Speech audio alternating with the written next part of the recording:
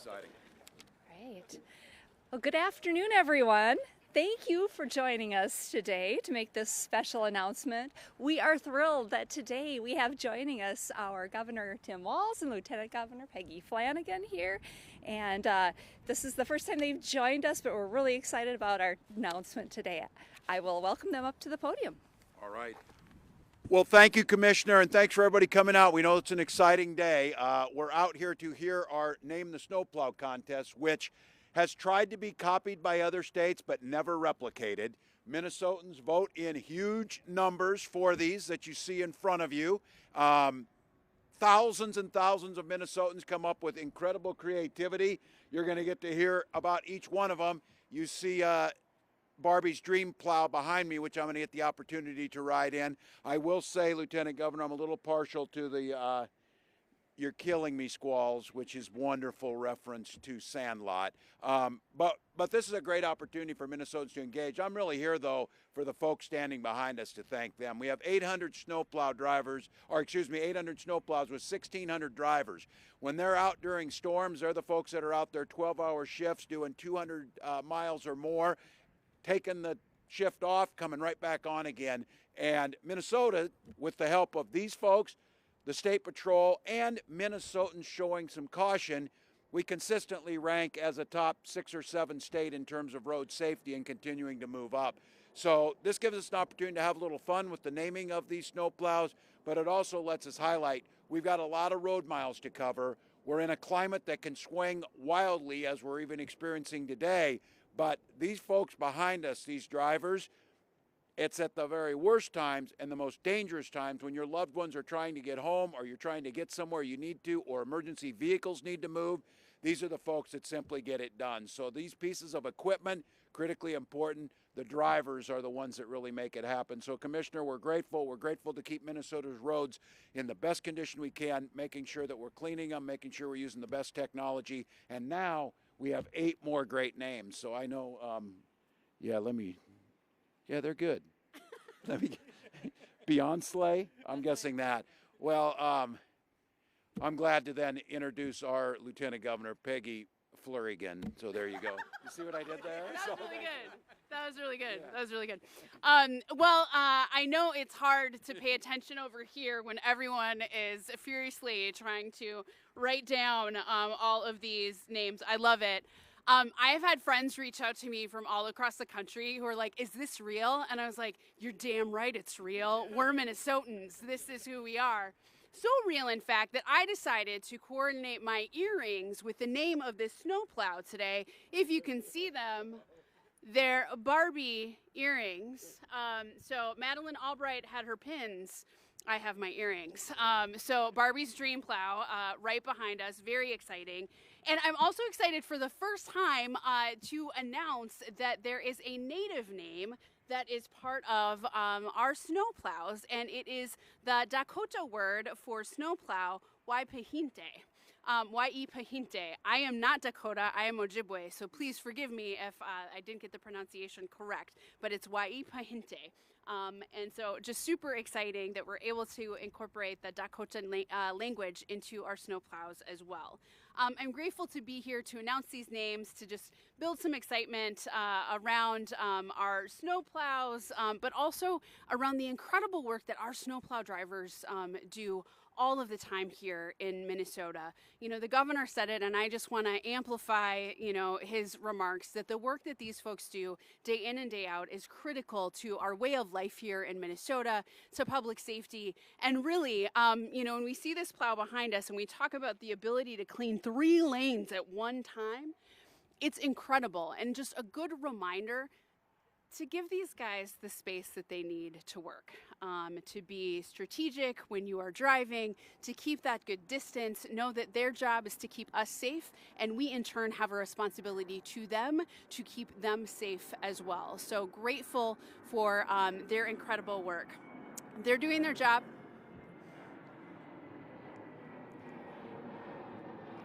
Just give a little wave. That's right. We name the plows, not the planes. And I know that we're talking about snowplows and blizzards. You know, in this weather might feel a little strange, and we're dealing with an uncertain climate. You know, to be sure. But no matter what the climate is here in Minnesota, we're going to make sure that we have the infrastructure needed to handle it. We want to be prepared at all times. So I'm excited that we have included $20.1 million in our 2024 infrastructure plan to maintain, update, expand, and improve MnDOT facilities around the state, like this one and the one that I saw in St. Cloud just a few weeks ago.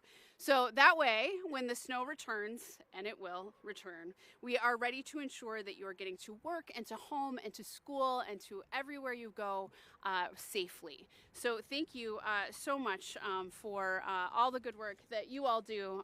You're an amazing team, and just so appreciative. And appreciative of the creativity of so many Minnesotans and their participation. And I hope that we can send a note to Beyonce, to Dolly Parton as well, to let them know that they are, of course, icons, but now even amplified, even more icons, because they Taylor drift as well. Someone will think that's a conspiracy. It is not.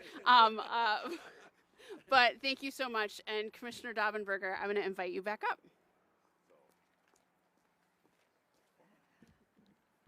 Well, thank you, Governor and Lieutenant Governor, again for joining us here today.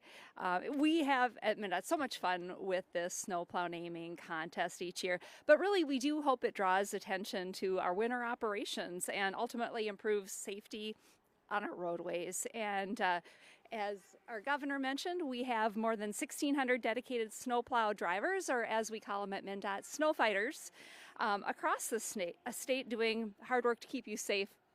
As you look around, you might not see much snow out there right now, but these are the same folks who do other maintenance activities year-round, and that's the things they're taking care of when they're not out there fighting snow. So things like they are filling potholes, doing guardrail repair, litter pickup, they're addressing graffiti, many activities that they can do in the wintertime when they're not out fighting snow. So they are very busy, and we appreciate them so much. And as our Lieutenant Governor mentioned, you can help us keep our team safe. So when you see a snowplow on the road, always slow down, stay back, give our drivers plenty of room to do their job safely. So thank you again for coming out today, and we're excited to be releasing these names for our snowplows during the 2024 round. Thanks. Right. Any questions? Glad to take, Commissioner. No, we will have a list. There is a news release that's going to follow this that indicates where everyone will be located. It's more based on vote totals, so Taylor just was our most popular.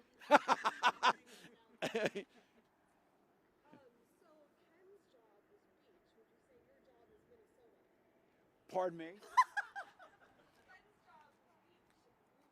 Oh yeah, that's you guys are more clever than that's great. It is exciting though.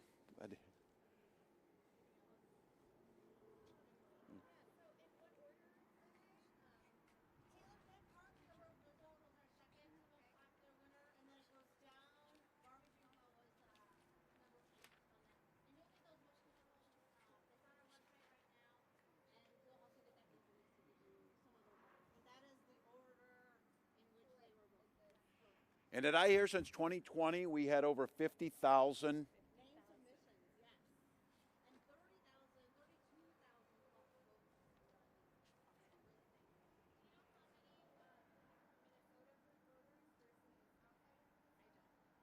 Oh, that's an interesting question. What, are they like jealous in Florida that they own it? We wish we could name a snowplow. Out of it doesn't seem like it to me. I'm amazed by it. We go through the phases with the movies. It was the Star Wars names and others. So Minnesotans are very creative. they are creative. I have confidence we'll keep getting puns. That's just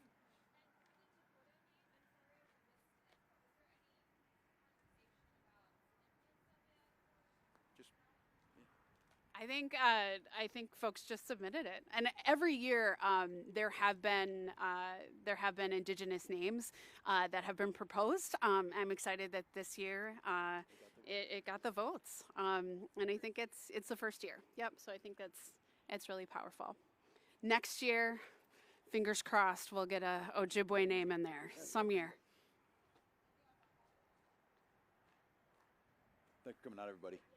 Governor, do you support repealing the SRO co-restraint language as proposed in the DFL draft? Look, we've been working on this for a while. I'm really grateful for all the folks who've been doing this. We knew that we've got a pretty good plan, I think, going forward. We got most of those folks back in the schools.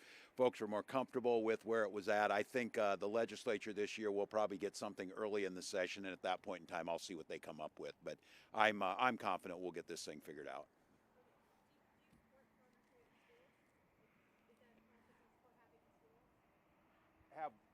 I'm sorry, I don't know the noise. SROs?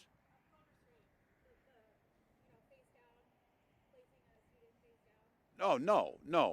And I said, we're just trying to work out the legalities of where they're at on making sure. But no, I said, we'll do this in the right way, and that's what we've been working on.